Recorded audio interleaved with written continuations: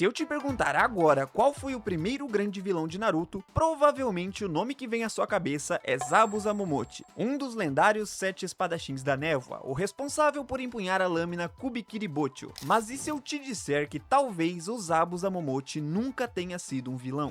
Após você ouvir uma coisa dessas, é normal que você pense que eu sou completamente maluco, mas eu não estou dizendo que Zabuza é um santo, não estou falando que ele era uma boa pessoa ou que suas ações foram corretas. O que eu estou dizendo é algo totalmente diferente. A ideia de que Zabuza Momochi era um vilão depende completamente do ponto de vista, porque quando você analisa sua história por completo, percebe que ele estava muito mais próximo de um revolucionário do que de um simples antagonista. E para entender isso, precisamos voltar ao início. Zabuza nasceu em Kirigakuri, a famosa Vila da Névoa, mas não a Kirigakuri que conhecemos após a chegada de Meiterumi. Estou falando da antiga Kirigakuri, a chamada Névoa Sangrenta, um dos períodos mais brutais da história do mundo ninja dentro de uma das vilas mais cruéis. Nessa época da Vila da Névoa, crianças eram forçadas a desviver os próprios colegas de classe para se formarem na Academia Ninja. Parem um pouco para refletir sobre isso. O Naruto fazia missões para encontrar gatinhos perdidos. As crianças da névoa precisavam desviver amigos para receber uma simples bandana.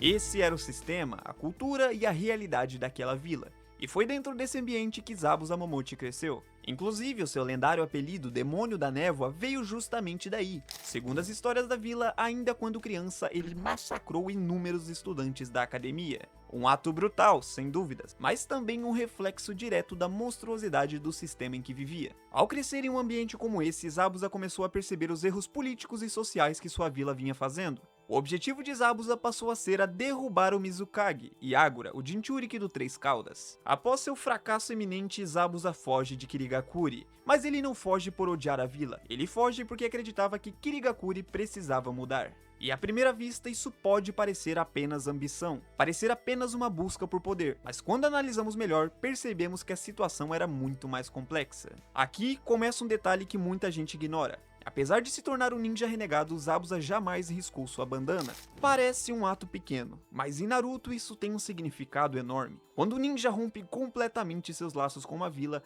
normalmente ele risca o símbolo da bandana. Foi assim que aconteceu com Itachi, Kizami, Sasuke e entre diversos outros renegados. Mas Zabuza não fez isso. Ele abandonou a vila, mas nunca abandonou completamente a sua ligação com ela. Zabuza desprezava as políticas da Névoa Sangrenta, desprezava os massacres, desprezava a perseguição aos portadores de Gekkei Genkai, desprezava a forma como a vila tratava o seu próprio povo. E honestamente, Zabuza tinha razão, porque nós sabemos hoje que aquele sistema era absurdo. Nós sabemos que Kirigakuri estava destruindo a si mesma, nós sabemos que inúmeros inocentes estavam sofrendo. E sim, o Yagura tem parte nessa culpa, porém não totalmente, afinal, por baixo dos panos quem manipulava tudo era Obito Uchiha. Mas agora eu te faço uma pergunta simples, se alguém tenta derrubar um governo opressor, essa pessoa é automaticamente um vilão? Ou depende de quem está contando a história? E é aqui que a situação fica ainda mais interessante, porque anos depois, na novel de Shikamaru, descobrimos algo curioso. Zabuza possuía admiradores, seguidores, pessoas que acreditavam em seus ideais. Entre eles estava Gengo. Gengo é o vilão principal da novel, um personagem que enxergava Zabuza como uma figura carismática,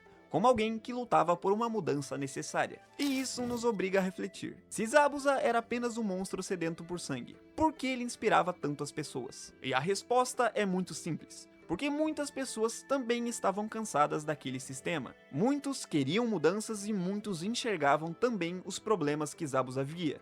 Zabuza Momochi representava uma alternativa, uma revolução. E se falamos de Zabuza, não podemos deixar de falar de Haku, porque essa é provavelmente a maior prova de que Zabuza era mais complexo do que aparentava. Durante quase todo o seu arco ele trata Haku como uma ferramenta, e foi assim durante sua vida inteira, como uma arma, como um objeto, e isso faz com que muitos espectadores o enxerguem como alguém completamente sem coração. Mas o final do arco chega aí para desmentir tudo isso. Quando Haku é desvivido protegendo Zabuza, vemos algo raro. A máscara invisível quebra, vemos o personagem revelar seus verdadeiros sentimentos. Vimos que ele realmente se importava, que realmente valorizava o Haku. E isso é muito importante, porque Zabuza cresceu em uma cultura que ensinava que emoções eram fraquezas, ninjas deveriam ser ferramentas, uma cultura que ensinava que apego era um defeito. E mesmo assim, Zabuza Momochi criou laços. Ele se importou, ele sofreu pela perda de alguém querido. Fazendo um breve paralelo com a nossa realidade, há um ditado atual que diz que homem não chora.